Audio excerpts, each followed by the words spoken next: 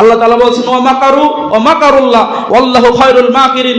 আমার জমিনে বসে আমার বিরুদ্ধে ষড়যন্ত্র করো, এই ষড়যন্ত্র নস্যাৎ করতে আমার যারা পরিমাণ সময় লাগবে না, ঠিক কিনা বলেন? কিন্তু আমরা বেঁচে থাকতে, আলেম ওলামা বেঁচে থাকতে, মুসলমান সমাজ যতদিন বেঁচে থাকবে, যতদিন ঐক্যবদ্ধ থাকবে, এই দেশের বুকে আর জালিমদেরকে রাজত্ব করতে দেয়া হবে না, দেয়া হবে না, ঠিক কিনা? সম্মানিত উপস্থিতি, আসসালামু আলাইকুম ওয়া রাহমাতুল্লাহি ওয়া বারাকাতুহু।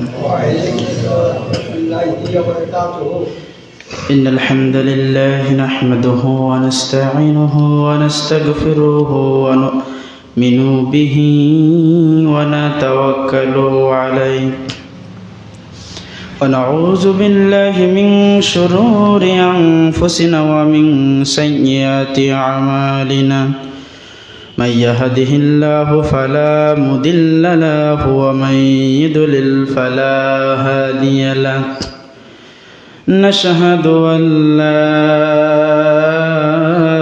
إله إلا الله وحده لا شريك له ونشهد أن سيدنا ونبينا وحبيبنا ومولانا محمدا عبده ورسوله الذي أرسله بالحق بشيرا ونذيرا وداعيا إلى الله بإذنه وسراجا وقمرا منيرا. فقد قال الله تعالى في كلامه المجيد وفي فرقانه الحميد. সকলে জবান খুলে পড়ি আউযু বিল্লাহি মিনাশ শাইতানির রাজিম। বিসমিল্লাহির রহমানির রহিম। আল্লাহু লা ইলাহা ইল্লা হুয়াল হাইয়ুল কাইয়্যুম লা তাখুযুহু সিনাতুন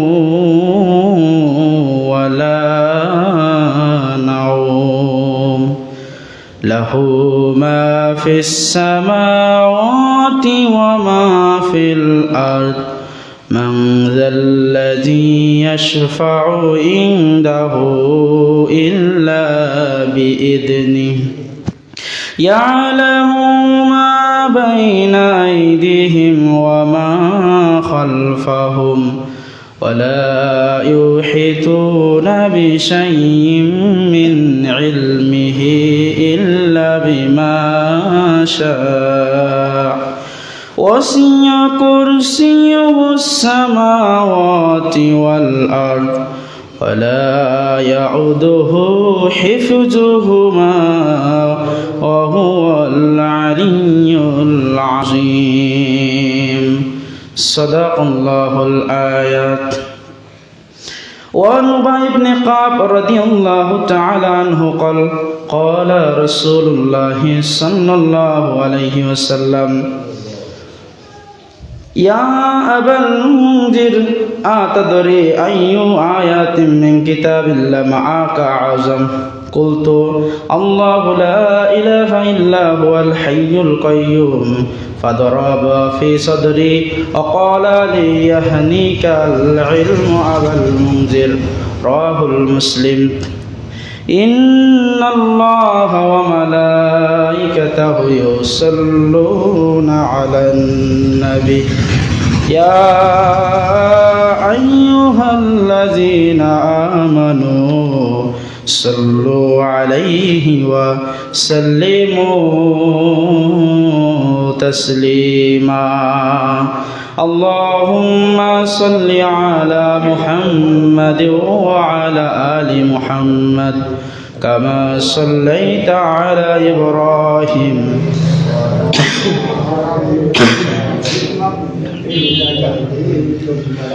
اللهم بارك على محمد وعلى آل محمد كما باركت على إبراهيم وعلى آل إبراهيم إنك حميد مجيد শুকরিয়া জ্ঞাপন করছি মহান আল্লাহ পাক রব্বুল আলামিন ইজ্জতের দরবারে যে রব্বুল আলামিন একটি সপ্তাহ পরে পবিত্রতম জুম্মার দিনে তার বাইতুল্লাহতে আগে ভাগে আসার এবং বসার তৌফিক দান করলেন। হৃদয়ের সবটুকু আবেগ উজাড় করে দিয়ে মহান আল্লাহ রাব্বুল আলামিনের প্রশংসা জ্ঞাপন করছি, সকলে করছি আলহামদুলিল্লাহ। দরুদ এবং সালাম বর্ষিত হোক মহান মানবতার মুক্তির দূত শাফায়াতের কান্ডারি সাইয়্যিদুল মুরসালিন খাতামুন নবিয়্যিন, যে নবীর ইত্তেবা অনুসরণ শাফায়াত ছাড়া বেহেশতে প্রবেশ করতে পারবো না, সেই নবীর প্রতি দরুদ এবং সালাম সকলে পড়ছি সাল্লাল্লাহু আলাইহি ওয়াসাল্লাম। মাগফিরাত কামনা করি ওই সব মুজাহিদ ভাইদের জন্য যাদের আত্মত্যাগের জীবনদানের বিনিময়ে অর্জিত হয়েছে ইসলাম। আল্লাহর জমিনে আল্লাহর দ্বীন বাস্তবায়ন করতে যেয়ে যারা জীবন হারিয়েছেন, আল্লাহ রাব্বুল আলামিন তাদের সকলকে ক্ষমা করে দিয়ে জান্নাতের সর্বোচ্চ মাকাম দান করুন। আমরা সকলে পড়ছি আল্লাহুম্মা আমিন। রব্বি ইশরাহ লি সাদরি ওয়া ইয়াসসির লি আমরি ওয়াহলুল উকদাতাম মিন লিসানি ইয়াফকাহু কওলি। সম্মানিত উপস্থিতি, আপনাদের কাছে অনুরোধ করতেছি আলোচনার শুরুতে আপনারা বিক্ষিপ্ত হয়ে না বসে সামনের কাতারগুলো পূরণ করে বসেন। সামনের কাতারগুলো পূরণ করে বসেন, এতে মসজিদের শৃঙ্খলা বজায় থাকবে এবং দেখতেও সুন্দর লাগবে। সম্মানিত হাজারিন, আলোচনার শুরুতে মহাগ্রন্থ আল কোরআন, হেদায়েতের বাণী, হেদায়েত গ্রন্থ এবং সর্বশেষ আসমানি গ্রন্থ কোরআনুল কারীম থেকে একটি দীর্ঘ আয়াত আপনাদের মাঝে তেলাওয়াত করেছি এবং বিশ্বনবীর অমীয় বাণী হাদিস থেকে একটি হাদিস আপনাদের মাঝে উপস্থাপন করেছি। আসুন কোরআন সুন্নাহের আলোকে আজকের যে আয়াতটি আমি তেলাওয়াত করেছি এই আয়াতের ফজিলাত সম্পর্কে এবং গুরুত্ব সম্পর্কে আমরা জানব। আল্লাহ রাব্বুল আলামিন আমাদের সকলকে ধৈর্য সহকারে শোনার এবং আমল করার তৌফিক দান করুন। আমরা সকলে বলছি আল্লাহুম্মা আমিন। সম্মানিত উপস্থিতি, যে আয়াতটি আমি তেলাওয়াত করেছি আয়াতটি অধিক পরিচিত এবং আমার মনে হয় যারা ইসলাম সম্পর্কে ন্যূনতম সামান্যতম জ্ঞান রাখে তারা এই আয়াতটি সম্পর্কে অবগত আছেন। মুখস্থ থাকুক আর না থাকুক, আয়াত সম্পর্কে অবগত আছেন। আয়াতটির নাম হলো আয়াতুল কুরসি। কি আয়াত? আয়াতুল কুরসি। আয়াত শব্দের অর্থ হলো নিদর্শন। কোরআনের যে এক একটা আয়াত আল্লাহ তাআলা দিয়েছেন, এক একটা আয়াত হলো মানুষের জন্য একটা নিদর্শন। আর কুরসি শব্দের অর্থ হলো চেয়ার। কুরসি শব্দের অর্থ কি? চেয়ার।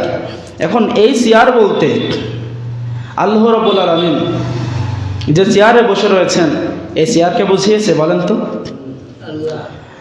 আল্লাহ রাব্বুল আলামিন এই কুরসি বলতে কি বুঝিয়েছে এটা বুঝতে হলে আমি ছোট্ট একটা উদাহরণ দিই।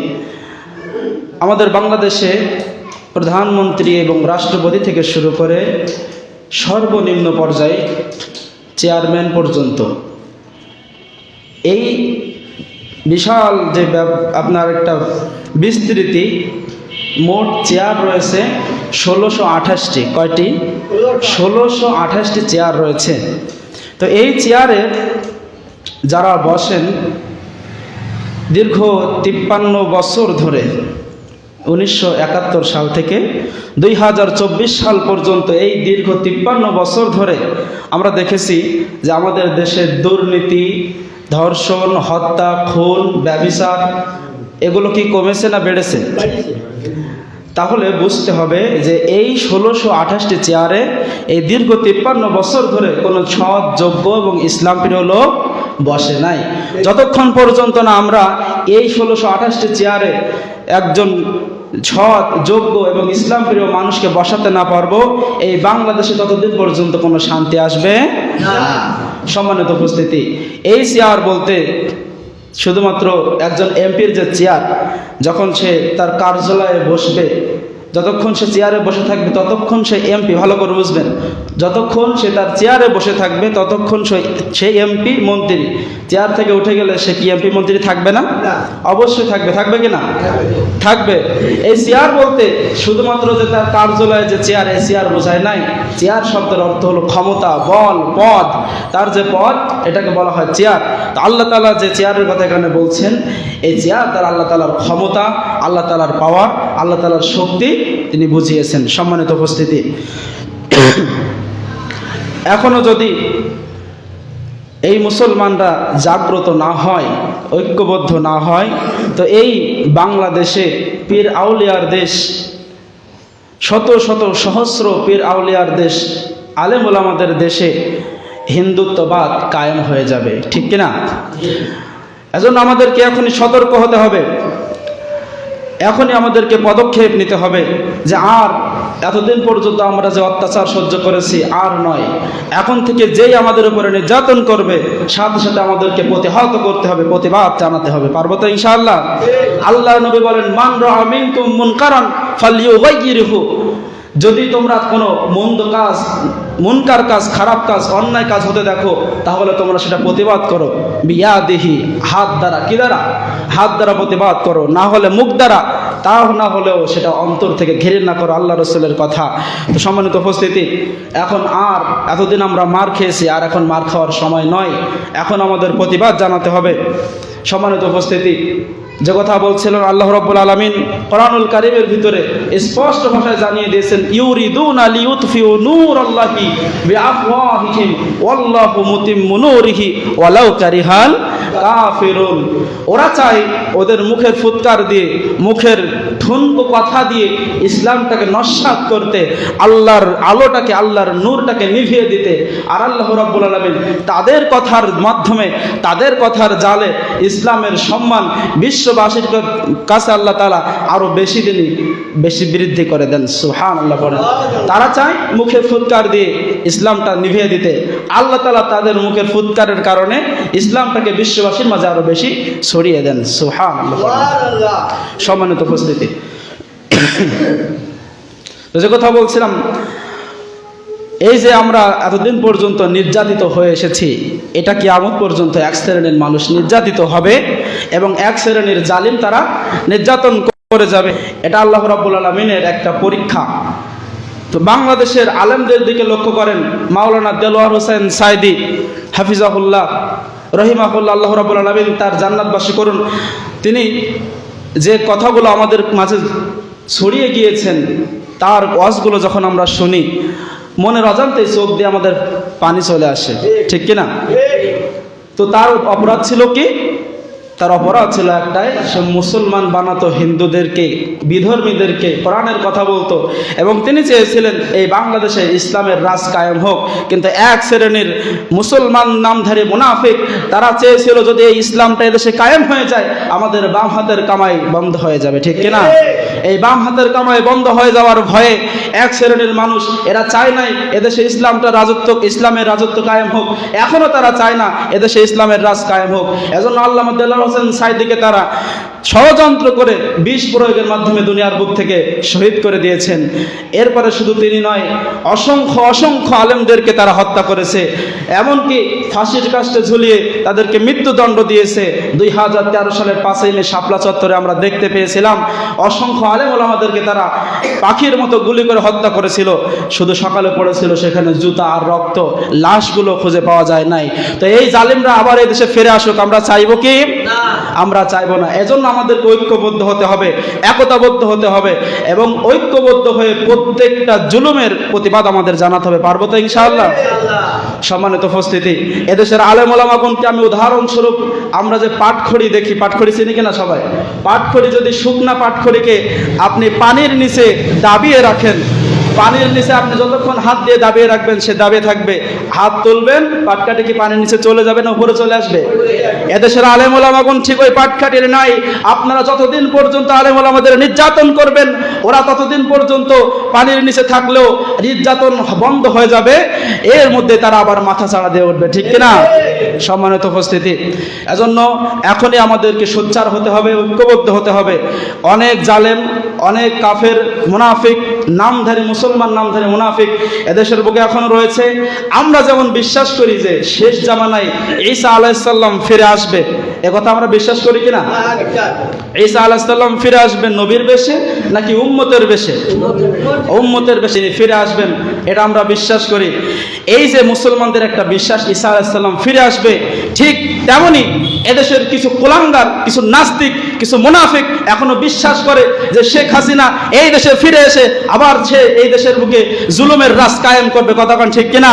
কিন্তু আমরা বেঁচে থাকতে, আলেম ওলামা বেঁচে থাকতে, মুসলমান সমাজ যতদিন বেঁচে থাকবে, যতদিন ঐক্যবদ্ধ থাকবে, এই দেশের বুকে আর জালিমদেরকে রাজত্ব করতে দেয়া হবে না, দেয়া হবে না, ঠিক কিনা? সম্মানিত উপস্থিতি, তো আসুন, যে কথা আমি বলছিলাম, আমাদের মূল কথা একটাই, আমরা যে যে তরিকার হই না কেন, আহলে হাদিস হই, সালাফি মাযহাবের হই, হানাফি, শাফি, যে যে মাযহাবের হই না কেন, আমাদের ঐক্যবদ্ধ একটা নাম, আমরা মুসলমান, ঠিক কিনা? আমাদেরকে এখনই ঐক্যবদ্ধ হতে হবে। যেই আমাদের বিরুদ্ধে কথা বলবে সাথে সাথে প্রতিবাদ জানাতে হবে, তা না হলে আপনি আমি কোনোদিন ইমানদার হতে পারবো না। কারণ ইমানদারদের চিনতে হলে এইভাবে চেনা যায়, যখনই তাদের উপরে আঘাত আসে, এরা কৌশলের মাধ্যমে হোক অথবা সরাসরি হোক, এরা সেটা প্রতিহত করে। এরা অত্যাচার সহ্য করে, আমি যে অত্যাচার করে যাচ্ছে, অত্যাচার সহ্য করে গেলাম, প্রতিবাদ করলাম না, ওরা আমাদের মাথায় কাঁঠাল ভেঙে খাবে, ঠিক কিনা? সম্মানিত উপস্থিতি, তা আসুন, আপনাদের মাঝে যে আয়াত আমি তেলাওয়াত করেছি, আয়াতের বিশাল ব্যাখ্যা, কোরআনের ব্যাখ্যা শেষ করা যাবে না কিয়ামত পর্যন্ত। তো যতটুকু সময় আমি পাবো, এই সময়ের ভিতরে আমি ইনশাআল্লাহ কিছু বোঝানোর চেষ্টা করব। যতটুকু সময় আলোচনা করব, আমি অনুরোধ করছি আপনারা একটু মনোযোগ সহকারে শুনবেন। রব্বুল আলামিন বলেন, আল্লাহু লা ইলাহা ইল্লা হুয়াল হাইয়ুল কাইয়্যুম।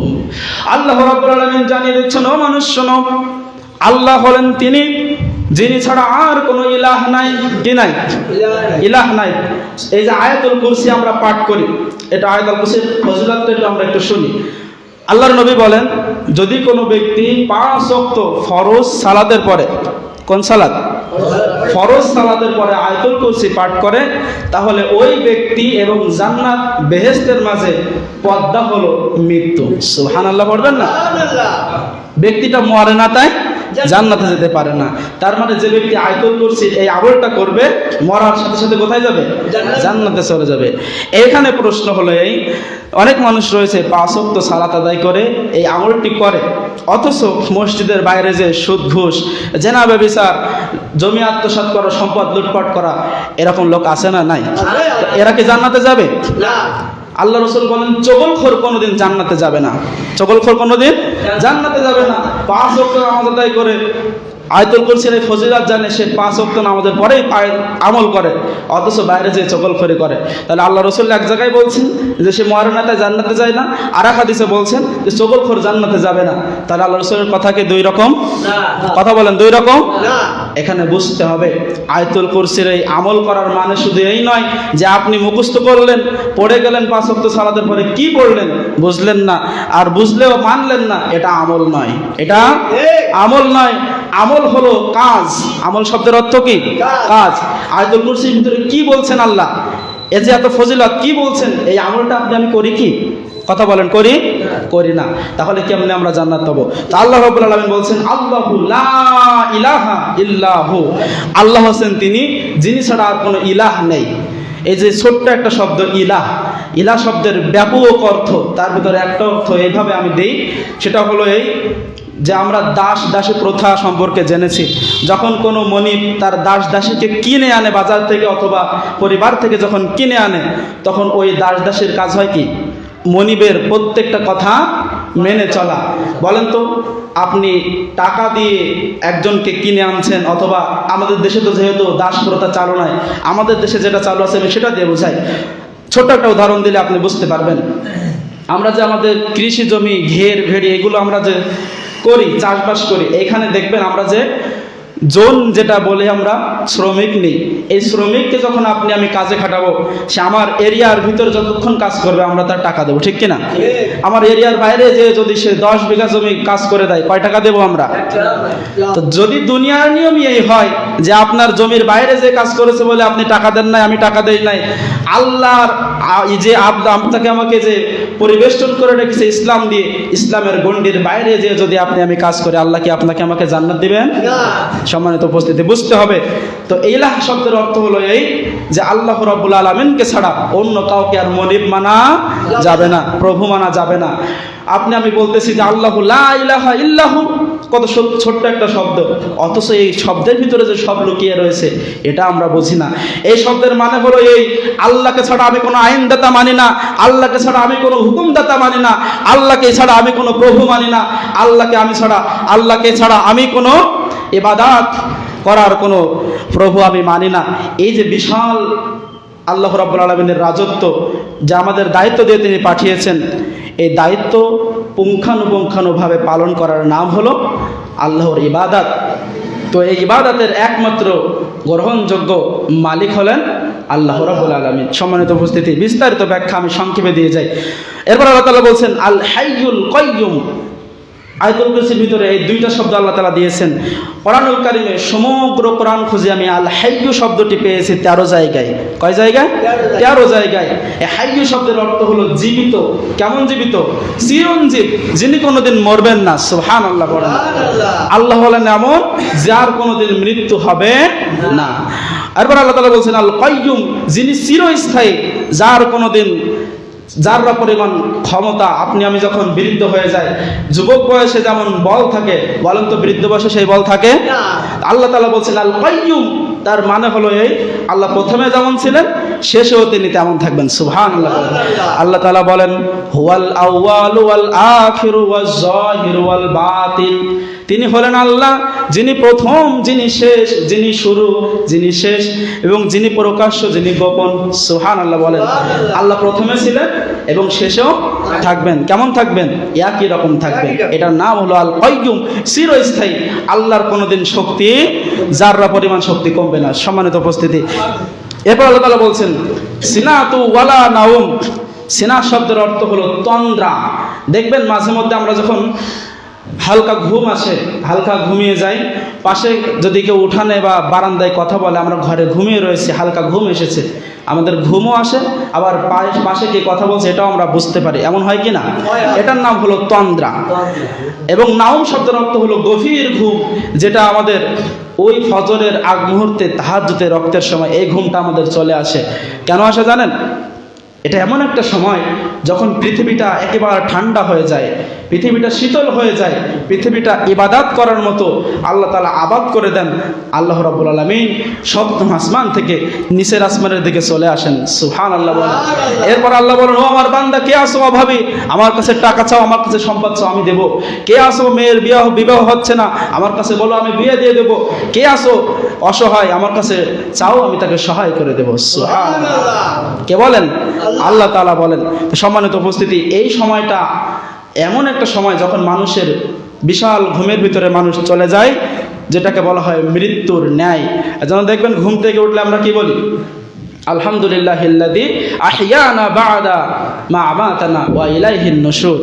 যে হে আল্লাহ, সকল প্রশংসা তোমার জন্য যে তুমি আমাকে আবার মৃত্যু দিয়ে আবার জাগ্রত করলে। তার মানে এই মৃত্যুটা হলো ওই যে বিশাল ঘুম, গভীর ঘুম, এটা হলো মৃত্যুর ন্যায়। সম্মানিত উপস্থিতি, আল্লাহ তাআলা বলছেন সিনাতু ওয়ালা নাউম, আল্লাহর সামান্য ঘুমও নাই, আবার গভীর ঘুমও নাই। সুবহানাল্লাহ বলেন। এরপর আল্লাহ তাআলা বলছেন যে লাহু মা ফিস সামাওয়াতি ওয়া মা ফিল আরদ, আল্লাহর জন্য সমস্ত জমিন এবং সমস্ত আকাশ। কার জন্য? আল্লাহর জন্য। আপনি আল্লাহর জমিনে, আল্লাহর এই দেয়া জমিনে, আল্লাহর যে জমিন, আল্লাহর কথা শুনে ওই জমিনে বসে আপনি আল্লাহর বিরুদ্ধে চক্রান্ত করেন, এত বড় সাহস কে দিল আপনারে? আল্লাহ তাআলা বলছেন ওয়া মাকারু ওয়া মাকারুল্লাহ ওয়াল্লাহু খায়রুল মাকিরিন। আমার জমিনে বসে আমার বিরুদ্ধে ষড়যন্ত্র করো, এই ষড়যন্ত্র নস্যাৎ করতে আমার যাররা পরিমাণ সময় লাগবে না। ঠিক কিনা বলেন? সম্মানিত উপস্থিতি, ওয়াল্লাহু খায়রুল মাকিরিন, আল্লাহ বলছেন সূরা আল ইমরানের 54 নম্বর আয়াতে যে আল্লাহ হলেন সবচেয়ে বড় উত্তম কৌশলী। আল্লাহর চাইতে উত্তম কৌশলী এই জমিনের বুকে আর একজন আছে? নাই। সম্মানিত উপস্থিতি, আল্লাহ বলছেন লাহু মা ফিস সামাওয়াতি ওয়া মা ফিল আরদ, আসমান এবং জমিনের সব কর্তৃত্ব কার জন্য? আল্লাহর জন্য। এবার আল্লাহ তাআলা বলছেন মান যাল্লাযী ইয়াশফাউ ইনদাহু ইল্লা বিইذনি, আল্লাহর অনুমতি ছাড়া কেউ সুপারিশ করতে পারবে না। মহাগ্রন্থ আল কোরআনুল কারীমে আল্লাহ রাব্বুল আলামিন বলেন এমন একটা দিন আসবে যেদিন মানুষের বিচারের জন্য দাঁড় করানো হবে, ফেরেশতারা সারিবদ্ধভাবে দাঁড়িয়ে যাবে। কারা? ফেরেশতারা সারিবদ্ধভাবে দাঁড়িয়ে যাবে, রূহগুলো দাঁড়িয়ে যাবে। একজন ফেরেশতা জিন মানুষের সাহস হবে না আল্লাহর সামনে একটা ছোট্ট পিঁপড়া চললে যেমন শব্দ হয় এমন শব্দ করার। সুবহানাল্লাহ বলেন।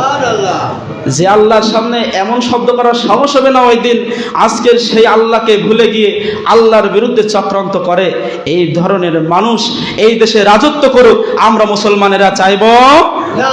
কথা বলতে হবে, চাইবো কি? চাইবো না। সম্মানিত উপস্থিতি, এরপরে আসুন আমি অতি সংক্ষেপে ব্যাখ্যা দিয়ে চলে যাচ্ছি। আল্লাহ তাআলা বলেন মান যাল্লাযী ইয়াশফাউ ইনদাহু ইল্লা বিইذনি ইয়ালামু মা বাইনা আইদিহিম ওয়া মা খালফাহুম। আপনি পিছনে কি করে এসেছেন হিসাব দিতে পারবেন না? কথা বলেন, হিসাব দিতে পারবেন? হিসাব কিন্তু আমরা দিতে পারবো না, কিন্তু আল্লাহ ঠিকই হিসাব দিতে পারবেন। এজন্য আল্লাহ বলছেন আল্লাহ পেছনের এবং সামনের সব কিছু জ্ঞান আল্লাহর কাছে। সুবহানাল্লাহ। এই আয়াতুল কুরসির ভিতরে যে 10টি শব্দ আল্লাহ তাআলা দিয়েছেন, এই শব্দগুলোর অর্থ জেনে যদি আপনি দুনিয়ার বুকে আমল করেন তাহলে আপনি জান্নাতে যেতে পারবেন মরার সাথে সাথে। জান্নাত অত সহজ নয় যে আপনি বাজারে গেলেন, আপনি টাকা দিয়ে তরকারির মতো জান্নাত কিনে নিলেন, জান্নাত অত সহজ নয়। সম্মানিত উপস্থিতি, এরপর আল্লাহ তাআলা বলছেন যে ওয়াসিয়া কুরসিহুস সামাওয়াতি ওয়াল আরদ, আল্লাহ রাব্বুল আলামিনের কুরসি আকাশ এবং জমিন পরিব্যাপ্তি। সুবহানাল্লাহ করেন। আল্লাহ রাব্বুল আলামিন যে কুরসি রয়েছে এই কুরসিটা কত বড়? আকাশ এবং জমিন পরিব্যাপ্তি। সম্মানিত উপস্থিতি, আমরা যে দেশে বাস করতেছি এই দেশের ভিতরে 64টা জেলা রয়েছে। কয়টি জেলা? 64টা। এবার একটু আমি বিজ্ঞান ভিত্তিক কথা বলি, আপনারা একটু মনোযোগ দিয়ে শোনেন, ভালো লাগবে। এই দেশের ভিতরে 64টা জেলা রয়েছে এবং বাংলাদেশটা যদি আপনি পৃথিবীর মানচিত্রে দেখেন, পৃথিবীর মানচিত্রে বাংলাদেশ কত ছোট, অনেক ছোট। দেখবেন বাংলাদেশের চাইতে অনেক গুণ বড় বড় দেশ পৃথিবীর মানচিত্রে আছে না নাই? রয়েছে। সম্মানিত উপস্থিতি, আল্লাহ রাব্বুল আলামিন তিনি সৃষ্টি করে রেখেছেন এমনভাবে, দেখেন যে এই পৃথিবীর বুকে আল্লাহ তাআলা 228টি দেশ আল্লাহ তাআলা দিয়ে দিয়েছেন। সুবহানাল্লাহ। কয়টি দেশ? 228টি দেশ এই পৃথিবীর বুকে রয়েছে। এবং এই পৃথিবীর শুধু এটা স্থলভাগের কথা বললাম, এবার এই পৃথিবীর 4 ভাগের 3 ভাগ হলো পানি। সমস্ত পানি এবং স্থলভাগ মিলে একটা পৃথিবী। এই পৃথিবীর চাইতে সূর্য 13 লক্ষ গুণ বড়। সুবহানাল্লাহ বলেন। তার মানে ওই যে আমরা থালার মতো একটা সূর্য দেখতে পাই, এই সূর্যের ভিতরে আমাদের মতো এই আমাদের পৃথিবীর মতো এরকম পৃথিবী 13 লক্ষটা পৃথিবী অনায়াসে সূর্যের ভিতরে ঢুকে যাবে। সুবহানাল্লাহ। সম্মানিত উপস্থিতি, এরপরে ওই যে সূর্যের ভিতরে 13 লক্ষ পৃথিবী ঢুকে যাবে, এই সূর্যের চাইতে আমরা যে এত ছোট্ট ছোট্ট তারা দেখতে পাই রাতের বেলায়, মনে হয় যেন জোনাকি পোকা জ্বলতেছে। তো এই তারা এত বড়, বিজ্ঞানীরা গবেষণা করে দেখেছে যে সূর্যটা পৃথিবীর চাইতে 13 লক্ষ গুণ বড়। এই রকম সূর্য 33 কোটি সূর্য একটা তারার ভিতরে অনায়াসে ঢুকে যাবে। সুবহানাল্লাহ। একটা দুইটা নয়, 1-2 লক্ষ নয়, 33 কোটি সূর্য অনায়াসে একটা তারার ভিতরে ঢুকে যাবে। তারাটির নাম হলো ব্যাটেল জুইস। এই রকম তারা দিয়ে 500 বিলিয়ন তারকা দিয়ে একটা গ্যালাক্সি তৈরি। সুবহানাল্লাহ। 1-2 মিলিয়ন নয়, 100-200 মিলিয়ন নয়, 500 বিলিয়ন তারকারাজি দিয়ে একটা গ্যালাক্সি তৈরি। সুবহানাল্লাহ। এবার এই গ্যালাক্সি আল্লাহ রাব্বুল আলামিন কতটা তৈরি করেছেন? কোটি কোটি গ্যালাক্সি আল্লাহ তাআলা তৈরি করে রেখেছেন। আল্লাহ রাব্বুল আলামিন এই যে গ্যালাক্সি তিনি দিয়েছেন, এই যে তারকারাজি আমি বললাম, পৃথিবীর সবচেয়ে নিকটবর্তী তারকা রয়েছে একটা, এর নাম হলো আলফা সেন্ট্রাই। এই তারকায় যদি আমি পৌঁছাতে চাই, পৃথিবীর সবচাইতে দ্রুতগামী যান নাম হলো অ্যাপোলো 11। অ্যাপোলো 11 এই যানবাহনটি সেকেন্ডে 11 কিলোমিটার চলে। আল্লাহু আকবার বলবেন না? এটা মানুষের তৈরি, সেকেন্ডে 11 কিলোমিটার চলে। মিনিটে 660 কিলোমিটার এবং ঘন্টায় 39,000 কিলোমিটার চলে। এই যানবাহন আপনি যদি বাংলাদেশের খুলনা থেকে শুরু করে রংপুর যে আবার পঞ্চগড় থেকে আবার যদি আপনি খুলনায় আসতে চান, 2 বার যাওয়া আসা 1 মিনিটের ব্যাপার। সুবহানাল্লাহ পড়বেন না? এই যানবাহন দিয়ে যদি আপনি পৃথিবীর সবচেয়ে নিকটবর্তী